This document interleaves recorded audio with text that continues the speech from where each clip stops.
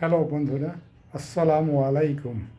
আজকে আমি আপনাদের সামনে উপস্থিত হয়েছি একটি নতুন রেসিপি নিয়ে, যেটার নাম দিয়েছি আমি শাহী ডিমের কোরমা। চলুন রান্নাঘরে যাই, কিভাবে আমি শাহী ডিমের কোরমা রান্না করি সেটা আমি আপনাদেরকে দেখাবো। আমার ডিমের কোরমা তৈরি করতে প্রথমে আমি ডিমগুলোকে সিদ্ধ করে খোসা ছাড়িয়ে আলাদা করে একটা বাটিতে রেখে দিয়েছি। শাহী কোরমা তৈরি করতে আমার যে সমস্ত জিনিসগুলো লাগবে তা আপনাদেরকে একটু দেখে দিচ্ছি।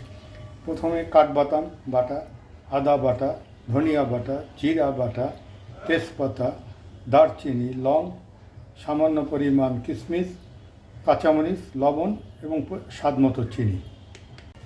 আরও লাগবে পেঁয়াজ বাটা, ঘি এবং তেল ও গুঁড়ো দুধ আগে গরম পানিতে গলিয়ে রেখেছি। এখন একটা কড়াইতে আমি কিছু তেল দিয়ে ডিমগুলোকে একটু ভেজে নেব। ডিমটা আমার ভাজা শেষ। এখন আমি আর একটা কড়াইতে তেল এবং ঘি একত্রে ঢেলে দিচ্ছি।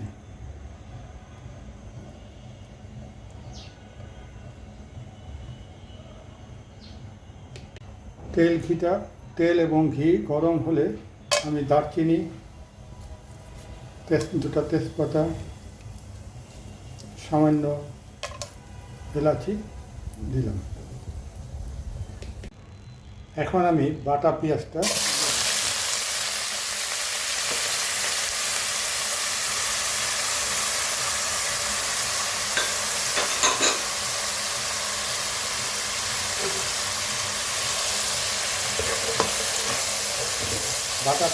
থেকে আমাকে পানিটা যখন শুষে যাবে তারপরে আমার অন্যান্য মশলা দিতে হবে।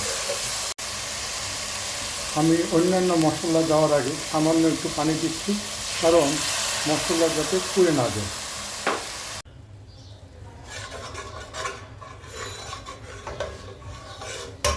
এখন আমি এক এক করে মশলাগুলো দিয়ে দিচ্ছি। বাদাম বাটা,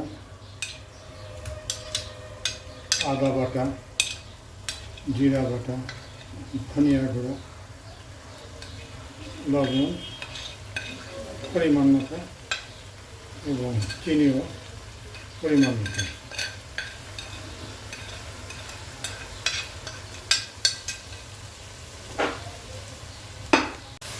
এখন আমি ডিমগুলো দিয়ে দিলাম। ডিমগুলো একটু কষাতে হবে।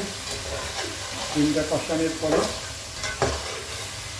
তারপরে আমি দুধ দিয়ে দেব। হ্যাঁ, কষানো হয়ে গেছে। এখন আমি দুধ দিয়ে দিই।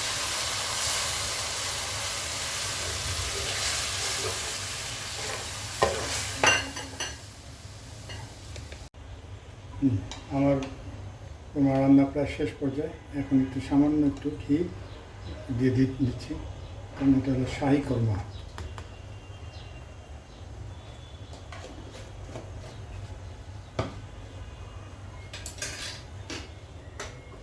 আমার রান্না আজকের মতো এটা শেষ। তৈরি হয়ে গেল মজাদার ডিমের শাহী কোরমা। বন্ধুরা, আমার রেসিপিটি যদি আপনাদের পছন্দ হয় অবশ্যই আপনারা লাইক, শেয়ার এবং কমেন্ট করবেন। ধন্যবাদ।